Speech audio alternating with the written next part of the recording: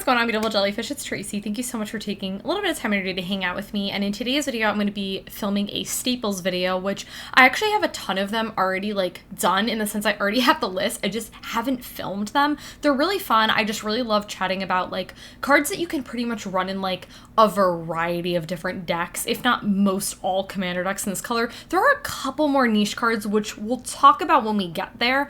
But for the most part, these are just things that they're staple commander cards. If you're trying to build up your commander collection or you're looking for a couple of cards that are just going to enhance and make your EDH deck better, these are really great staples. I have already filmed part 1, so I will list that in the down bar below if you want to check that out. I only talk about 10 cards in this video. I always get comments. I think that's probably the number one thing is why didn't you talk about this card? It's I only talk about 10 cards per video.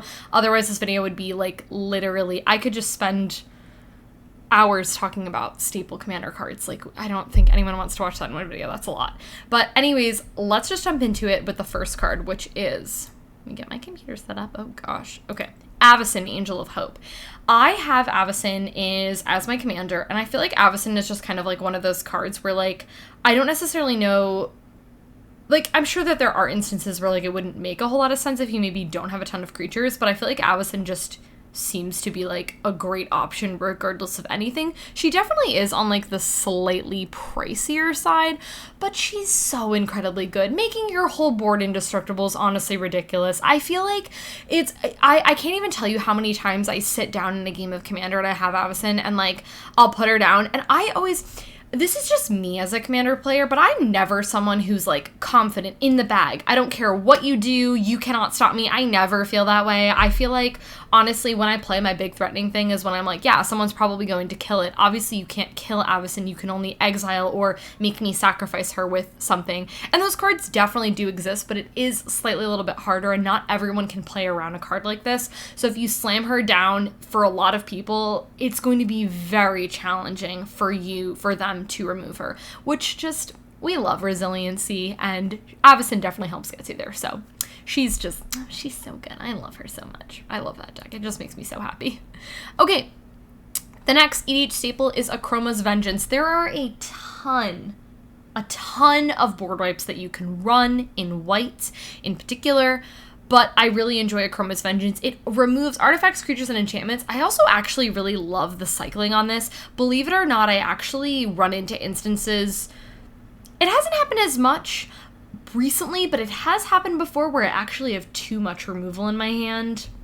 There have been times where I've played Avacyn where I've had 4 board wipes, including this in my hand, and I'm just you know what? This card could be something else right now. And then I cycle it, so I actually kind of really like that cycling ability on it. It might seem like it's not useful, and it's probably not something you're going to do all the time, but if you're running a deck where you run a ton of different board wipes, or you just don't need it at that current time, I'm always of the opinion where I always kind of just like to have it as a safety net. But again, if you already have one in your hands, maybe you just go ahead and cycle it and just grab something else. So that's actually really cool. So I actually do really like that that's stapled on top of that ability, or on top of this card.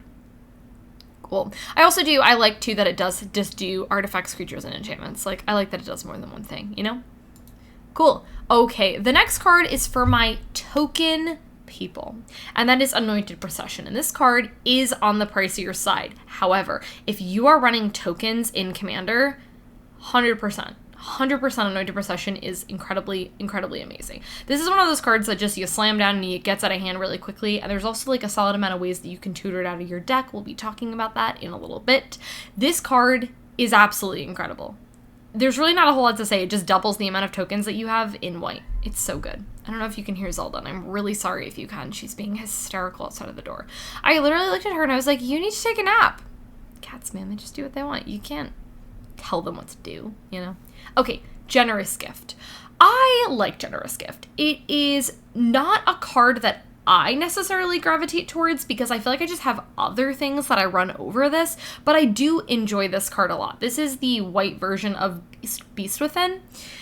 Basically, it's 3 mana instant speed. You destroy target permanent. What's really awesome about this is that it's anything. So if they have a really threatening land that you need to remove, anything, unless they have indestructible, which you can't do that, you can destroy it, and they get a 3/3. Do you care? Absolutely not. I was someone who was so of the opinion for so long where I would not run cards like this because I was like, I don't want to give them a 3/3. I don't want to give them a land, whatever. And now I'm just like, I don't care. Whatever I'm removing is worse than that 3/3 vanilla thing that you're just going to get. I do not care.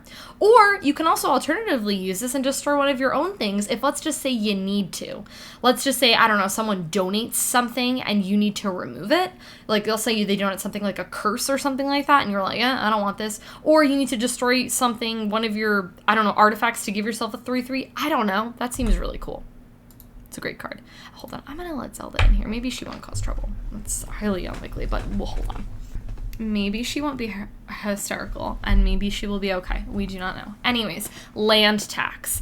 This card is awesome. It's 1 mana, which is just absolutely ridiculous. And it says, at the beginning of your upkeep, if an opponent controls more lands than you, which, like, that's just gonna happen. It's Commander. Everybody's getting lands out of their deck. It just happens like that all the time. You get to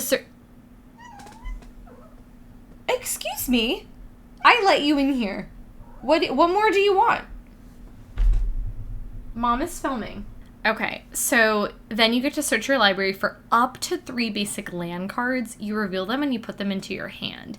Even if this card, honestly, you only get like 2 cycles out of it, the fact that you could potentially get like 6 lands out of your deck, talk about deck thinning. That is so incredibly cool.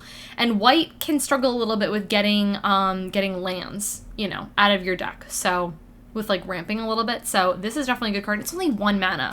Oh, such a good staple. Such a good staple. Just know it does say basic, though. Just as something to note. Okay, I think I got the cat sorted. Zelda's in her tunnel, and Leia's, like, sitting on a piece of paper.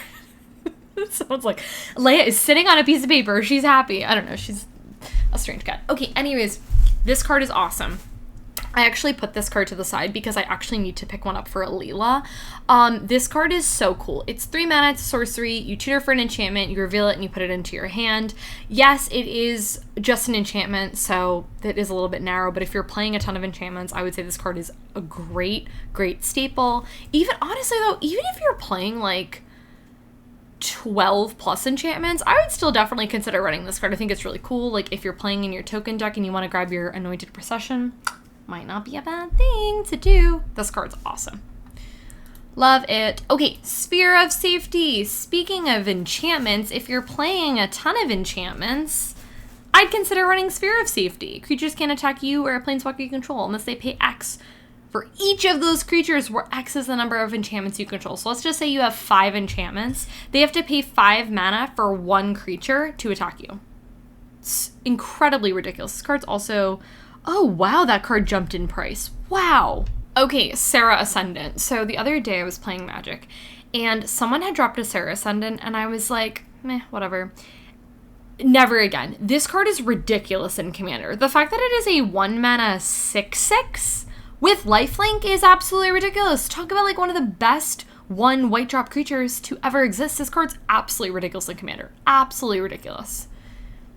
I need one. I traded one away a really long time ago, and it's really expensive. I don't really want to pay for another one. Maybe it'll get a reprint on something. Okay, let's talk about Karmic Guide. Karmic Guide is cool. It is a 3 mana 2/2 flying, but it does have pro black, which is cool. And it says that it does have Echo as well, so you would need to pay that. But if you're playing like sort of recursion or whatever, or you just don't necessarily care about it dying, you can just let that go to the graveyard. And then when it enters the battlefield, you get to return target creature card from your graveyard to the battlefield. What's so incredibly cool about this is it does kind of seem like a lot of mana at that current time to pay like 5 mana and then potentially the Echo cost. But the fact that you could get back your really big thing by only paying that, or if you just want to let that Echo cost die, you've paid 5 mana to get it to, you know, to get it temporarily a 2/2 flying pro black creature, which might be relevant. Maybe you're going to block with it or something like that. And then you can also use that and then get back your super big thing, which is really cool. So good card. And the last EDH card that we're going to be talking about, white staple in this video, is talking about Worship. And Worship is a 4 mana enchantment, and it says if you control a creature, damage that would reduce your life total to less than 1 reduces it to 1 instead.